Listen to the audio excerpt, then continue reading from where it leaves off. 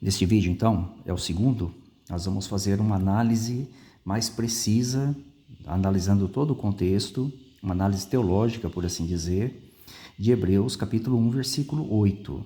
E vamos ver também algumas passagens do emprego do termo Deus, que era muito comum nos tempos bíblicos, que vai, evidentemente, nos ajudar a entender se essa passagem ela dá algum apoio à Trindade ou não.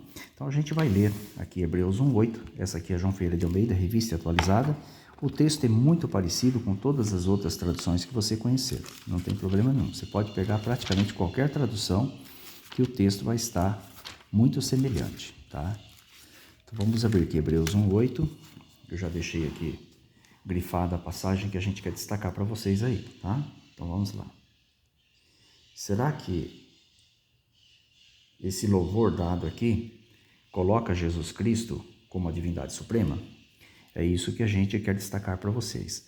Como nós mostramos no primeiro vídeo, em hebraico não aparece essa expressão ó aqui, que é uma expressão de enaltecimento, de louvor, tá?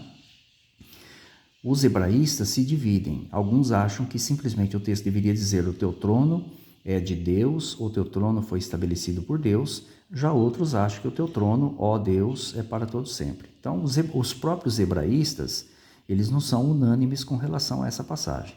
Então, quem sou eu para criticar? Mas eu quero mostrar para vocês que mesmo que essa forma que está sendo usada aqui, ela em hipótese alguma dá a entender que Jesus Cristo seria a divindade suprema, mesmo que fosse um termo de exultação a ele. Não tem nada de errado em fazer isso. Eu vou mostrar para vocês por quê, tá? Então, mas acerca do Filho, o teu trono, ó Deus, é para todo sempre, e cetro de equidade ou retidão é o cetro do teu reino. Aí o 9. Amaste a justiça e odiaste a iniquidade. Por isso Deus, o teu Deus, te ungiu com óleo de alegria, como a nenhum dos teus companheiros. De qualquer forma, mesmo que aqui fosse um termo de exaltação a Jesus Cristo, não tem nada de errado em fazer isso, né? Nós somos até favoráveis a fazer isso.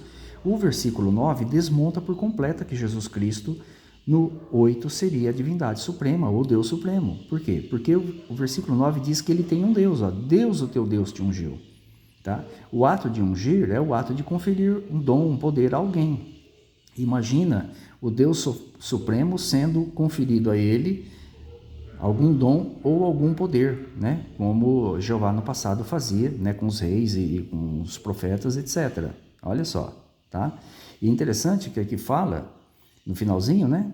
Que ele foi ungido como a nenhum dos companheiros, ou seja, que estão no mesmo nível dele. Então, Jesus Cristo, ele recebeu mais unção do que os companheiros semelhantes que estão no mesmo nível, no mesmo patamar dele. Por quem? Pelo Deus que é o Deus dele. Olha aqui, Deus, o teu Deus que fez isso. Tá? Então, jamais aqui seria o emprego, né? Deveria usar essa expressão para denotar que Jesus seria o Deus Supremo. Por quê? Porque ele tem um Deus e o Deus Supremo não tem Deus sobre si. Tá? Agora, será que o Deus de Jesus tem Deus sobre si? Obviamente que não. Né? Esse aqui sim é o Deus Supremo. Tá bom? Como disse para vocês, isso aqui é uma citação do Salmo 45, 6 e 7. Inclusive, aqui a nota do pé da página mostra isso, tá vendo? Salmo 45, 6 e 7. É isso que a gente vai fazer. Então, nós vamos abrir lá no Salmo 45, 6 e 7.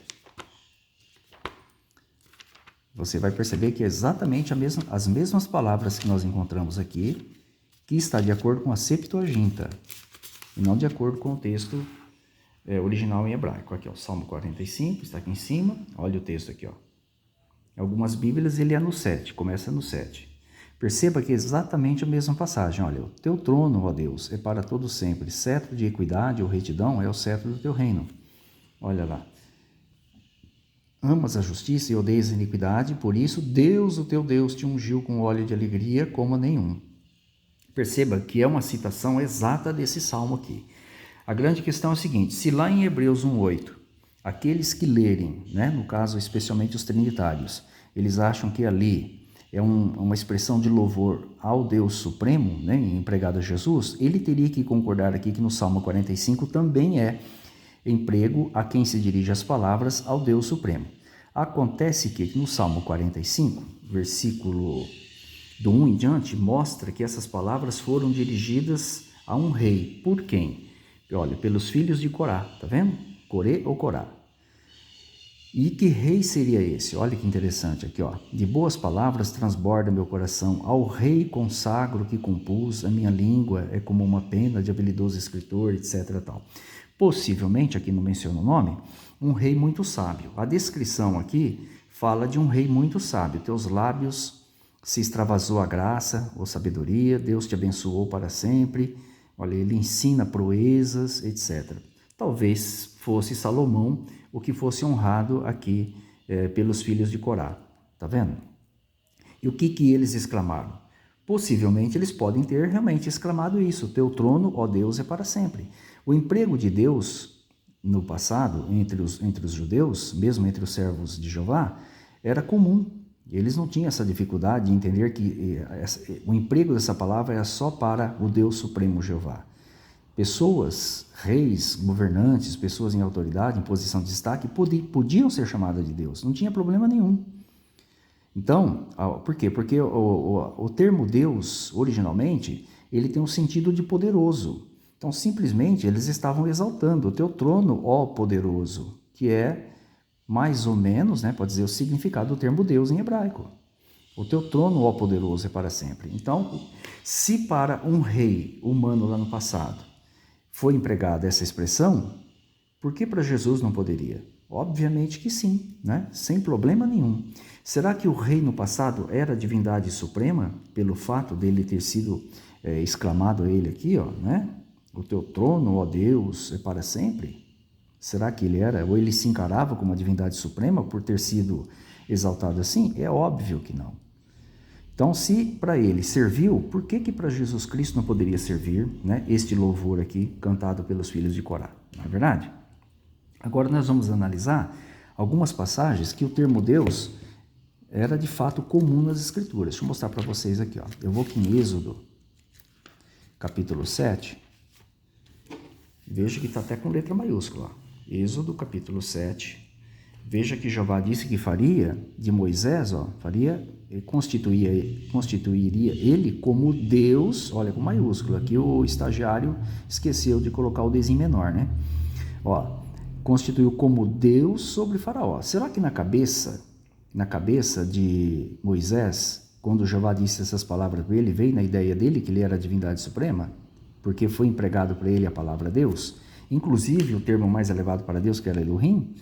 Obviamente que não, Se você voltar aqui um pouquinho, Jeová já havia dito isso aqui, Diz que usaria Faraó ali como porta-voz, Arão como porta-voz de Moisés, mas, olha lá, Moisés seria para Arão por Deus, olha lá, por Deus, ou seja, como um poderoso, que estava acima dele, sem problema nenhum. Se você for aqui no Salmo, deixa eu adiantar um pouquinho aqui, Salmo número 8,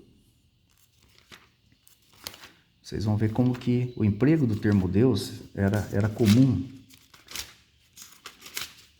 naquela época, Salmo 8, versículo 5. Isso aqui também foi aplicado a Jesus Cristo. Fizeste-o, no entanto, um pouco menor do que Deus.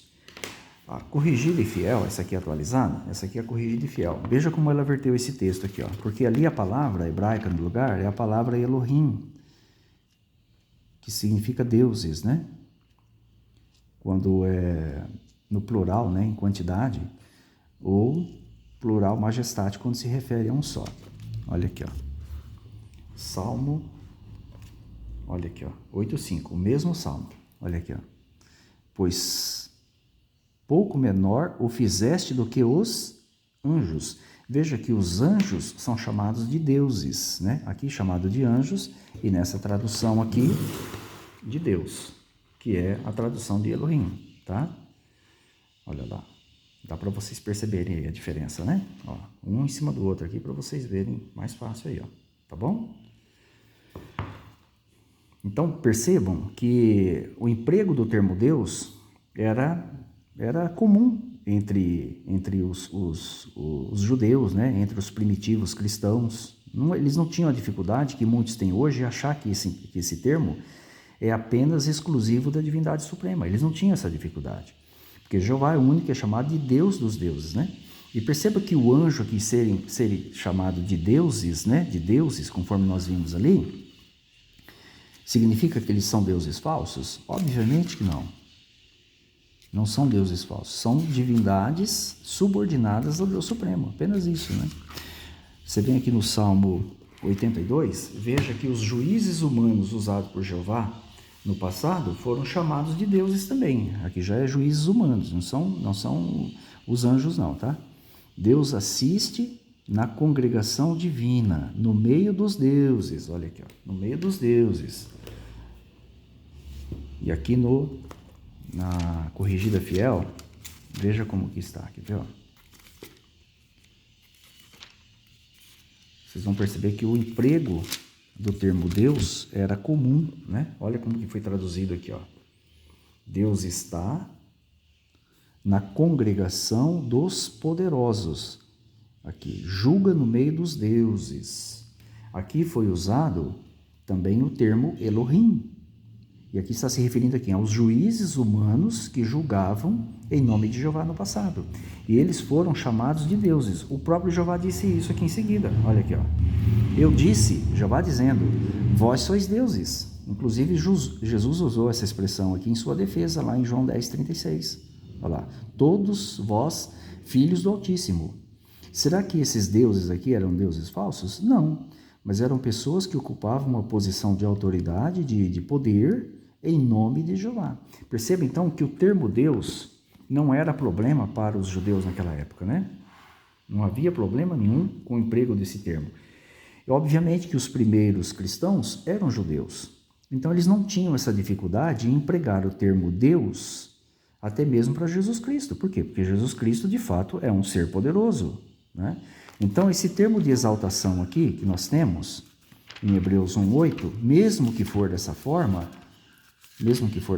não coloca Jesus Cristo como a divindade suprema. Por quê? Como eu já disse para vocês, né? O versículo 9 desmonta isso, né?